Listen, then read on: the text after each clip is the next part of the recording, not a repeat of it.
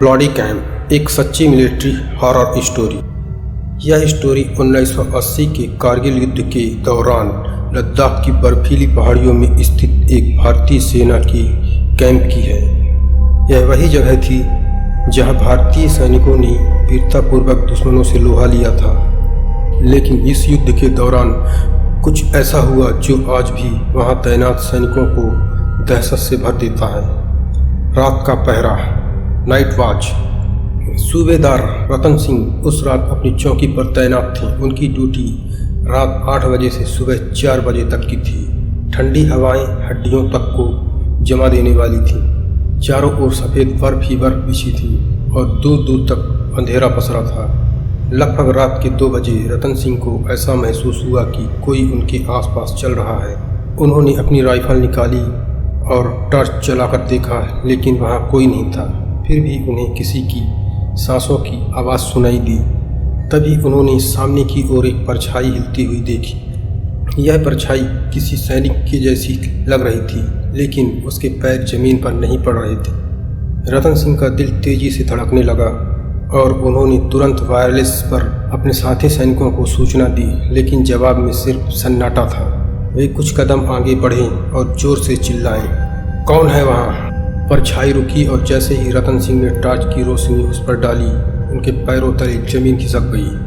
वह कोई और नहीं बल्कि उनके ही बैंकर में शहीद हुए सिपाही राहुल ठाकुर थे। लेकिन राहुल ठाकुर को शहीद हुए 2 हफ्ते हो चुके थे। डरावनी सच्चाई, द स्कैरी ट्रुथ।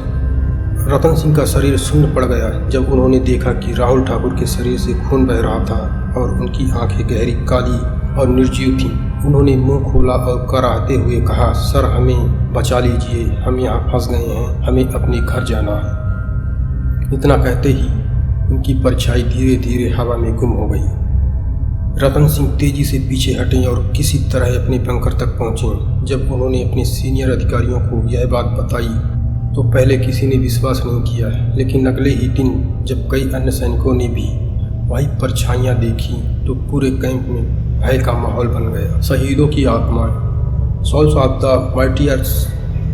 जब बाद में यह पता चला कि वहाँ पर कई सैनिक युद्ध में मारे गए थे, लेकिन उनके शव को सही तरीके से अंतिम संस्कार नहीं किया गया था। स्थानीय ग्रामीणों का कहना था कि जब तक उनकी आत्माओं को शांति नहीं मिलेगी, वे ऐसे ही कैंप में भटकती रहेंगी। लेकिन आज भी वहाँ तैनात सैनिक कभी कभी ठंडी रातों में किसी के चलने की आवाज़ें सुनते हैं और महसूस करते हैं कि कोई अदृश्य शक्ति अब भी वहाँ मौजूद है। Final secret. कुछ महीने बाद नए तैनात किए गए सैनिकों ने बताया कि उन्होंने रात में दूर से किसी को कैंप के गेट के पास खड़ा देखा था। जब गार्ड वहाँ पहुँचा तो उसे बर्फ में गहरे पैरों के निशान मिले, लेकिन आगे कोई पैरों के निशान नहीं थे, जैसे वह आकृति हवा में घुल गई हो। कई बार बंकर में सोते हुए सैनिकों को किसी के साय का एहसास हुआ, लेकिन जब वे उठकर देखते हैं तो वहाँ कोई नहीं होता।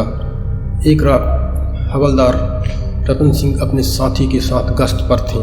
अचानक उन्होंने बर्फ में किसी के घसीटे जाने की आवाज़ सुनी। जैसे ही उन्होंने टॉर्च जलाई, उन्हें दूर एक परछाई दिखी जो धीरे धीरे पहाड़ी की ओर जा रही थी। रतन और उनके साथी ने उसका पीछा किया, लेकिन जैसे ही वे करीब पहुँचे, वह आकृति बर्फ में समा गई। उसी रात बंकर में रतन सिंह को किसी के बूट की आवाज़ें सुनाई दी। जब उन्होंने हिम्मत करके बाहर देखा तो उन्हें अपने आप नाम की फुसहाट सुनाई दी, जैसे कोई उनके बारे में ही बात कर रहा हो। ठंड के बावजूद उनके शरीर पर पसीना आ गया। तभी अचानक दरवाजे को किसी ने जोर से खटखटाया। उन्होंने घबराकर दरवाज़ा खोला, लेकिन बाहर कोई नहीं था, केवल दूर दूर तक फैली हुई बर्फ थी। अनसुलझे सवाल, अनरिसोल्व्ड क्वेश्चन। फिर उसके बाद एक बार 2 सैनिक ने पहाड़ी के पास किसी को खड़ा देखा। उन्होंने चिल्लाकर पूछा, कौन हो तुम? लेकिन जवाब में सिर्फ गूंजती हुई हंसी सुनाई दी, जैसे कि कई लोग एक साथ हंस रहे हैं। कुछ दिनों बाद एक सैनिक को आधी रात में ऐसा लगा जैसे कोई उसके कान में फुसफुसा रहा हो। जब उसने हड़बड़ाकर टॉर्च जलाई तो उसने देखा कि उसके सामने की दीवार पर खून से लिखा था, हम यहाँ हैं। रहस्य और आतंक, मिस्ट्री एंड हॉरर। एक और घटना तब हुई जब सैनिकों की एक टुकड़ी गश्त से लौट रही थी। उन्होंने देखा कि उनके बंकर की खिड़कियों पर खून जैसे लाल धब्बे थे, लेकिन जब वे अंदर गए तो कुछ नहीं था। अगले दिन एक सैनिक ने अपने बैग में एक पुराना खून से सना सैनिक का आई कार्ड पाया, उस सैनिक का जो वर्षों पहले लापता हो गया था। एक अन्य घटना में एक सैनिक को आधी रात को ऐसा लगा कि कोई उसके बिस्तर के पास खड़ा है, तो उसने देखा कि एक परछाई उसकी ओर झुक रही थी, लेकिन जैसे ही उसने चीखने की कोशिश की उसकी आवाज़ें बंद हो गईं। अगली सुबह उसकी गर्दन पर नाखून के गहरे निशान मिले। आज भी यह कैंप एक रहस्यमयी जगह मानी जाती है, जहां वीर शहीदों की आत्माएं अपनी अधूरे लड़ाई को पूरा करने के लिए भटकती हैं। कई सैनिकों ने यहां अजीब घटनाएं महसूस की हैं, लेकिन कोई भी इनके पीछे की असली वजह नहीं जानता। क्या वे आत्माएं अभी भी न्याय की तलाश में हैं, या वे साथियों के साथ रहने के लिए वहीं रुकी हुई हैं? इस सवाल का जवाब आज भी अज्ञात है।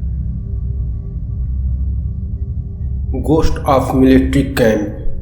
भारत पाक युद्ध के दौरान राजस्थान के रेगिस्तान में स्थित एक मिलिट्री कैंप में कुछ असामान्य घटनाएं होने लगीं।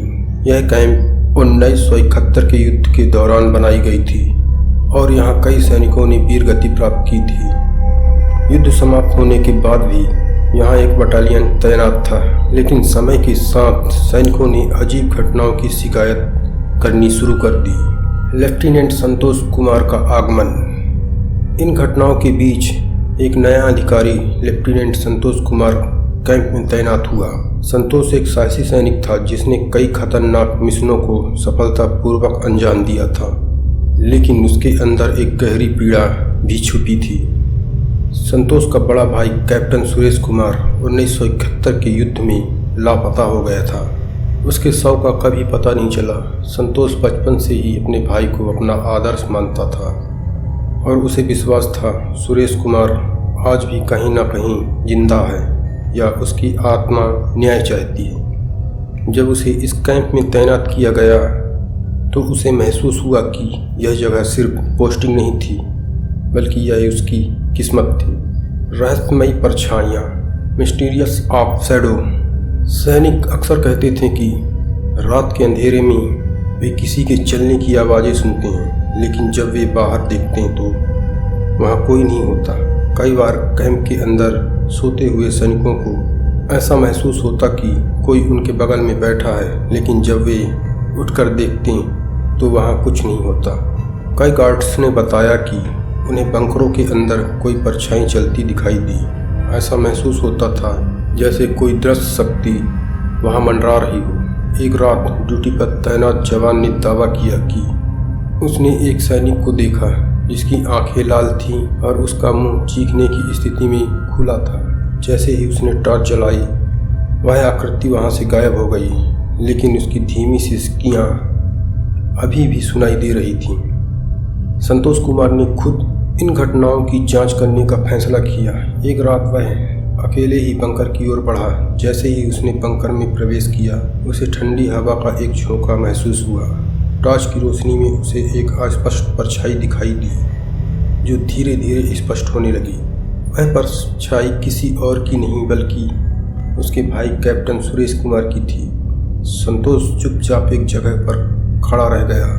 संतोष की आंखों में एक गहरा दर्द था। संतोष की आवाज़ कांप गई जब उसने बोला, सुशील भैया, तुम यहाँ क्यों आए हो? यह जगह तुम्हारे लिए नहीं है। वह परछाई फुसफुसाई। संतोष की आंखों में आंसू आ गए। भैया, आप जिंदा हैं? सुशील की आत्मा ने अपनी जली हुई वर्दी की ओर इशारा किया और कहने लगी, हम में से कई लोगों को युद्ध के बाद भी मुक्ति नहीं मिली। हमारे शवों को कभी ढूंढा नहीं गया। हमें अपने घर वापस जाना है। इसके बाद कमांडर की रहस्यमय मृत्यु। इस घटना के बाद कैंप के कमांडर मेजर अजीत सिंह ने इन अफवाहों को खारिज कर दिया और कहा कि यह सिर्फ अंधविश्वास है। लेकिन कुछ ही दिनों में वे खुद रात में अपने टेंट में मृत पाए गए। उनके शरीर पर अजीब निशान थे, मानो किसी ने उन्हें बहुत बुरी तरह से मारा हो, और उनके बगल में खून से लिखा लेटर पड़ा था, जिसमें लिखा था, तुम सब यहाँ से चले जाओ वरना मारे जाओगे। रिपोर्ट्स के मुताबिक रात के समय कुछ सैनिकों ने मेजर अजीत के टेंट से चीखने की आवाज़ें सुनी, लेकिन जब वे अंदर पहुंचे तो वहां केवल उनकी जली हुई लाश थी। टेंट के अंदर रखे शीशे पर उनकी उल्टी फोटो दिख रही थी, जबकि वहाँ कोई और नहीं था। आखिरी आदेश और संतोष कुमार की अंतिम लड़ाई। इन घटनाओं के बाद सेना ने उस कैंप को खाली करने का निर्णय लिया, लेकिन संतोष कुमार ने जाने से इनकार कर दिया। उसने फैसला किया कि वह इस रहस्य को सुलझाए बिना नहीं जाएगा। उनके बंकर के अंदर जाकर अंतिम बार अपने भाई सुशील की आत्मा का सामना किया। संतोष ने कहा, भैया मैं तुम्हें घर ले जाऊंगा। सुशील की आत्मा की आंखों में हल्की चमक आई। संतोष, तुम हमें भूल नहीं सकते भैया, मैं तुम्हें आखिरी बार देखना चाहता हूँ। हम अपने परिवार से मिलना चाहते हैं। संतोष ने तुरंत आर्मी हेडक्वार्टर को मैसेज भेजा और उन शहीदों की पहचान करवाई। उनकी आत्माओं को शांति दिलाने के लिए विशेष धार्मिक अनुष्ठान किए गए। ट्विस्ट एंडिंग, क्या वाकई सब खत्म हो गया? इसके बाद कैंप में होने वाली भूतिया घटनाएं अचानक बंद हो गई। संतोष ने महसूस किया कि वहाँ कोई अदृश्य ताकत नहीं थी। कुछ दिनों बाद सेना ने उस कैंप को छोड़ दिया, लेकिन अजय ने हमेशा उस रात को याद रखा जब उसने अपने भाई और उसके साथियों को मुक्ति दिलाई थी। लेकिन यह कहानी यहीं खत्म नहीं हुई। जब सुरेश वापस अपने बेस कैंप पहुंचा तो उसने अपने कमरे में रखे आईने में एक अजीब परछाई देखी। पहले उसने सोचा कि यह उसकी थकान का नतीजा है, लेकिन जब उसने गौर से देखा तो उसे अपने ठीक पीछे जैसे कोई खड़ा दिखा। सुरेश की सांसें तेज हो गईं। जली हुई वर्दी पहनी, आंखों में खालीपन लिए धीरे धीरे फुसकुराते हुए उसने मुड़कर देखा, लेकिन वहाँ कोई नहीं था। जब उसने फिर से आईने की ओर देखा तो एक लाल अक्षरों में लिखा संदेश दिखा, जिसमें लिखा था, तुमने हमें घर पहुँचाया, लेकिन क्या तुम खुद घर लौट पाओगे?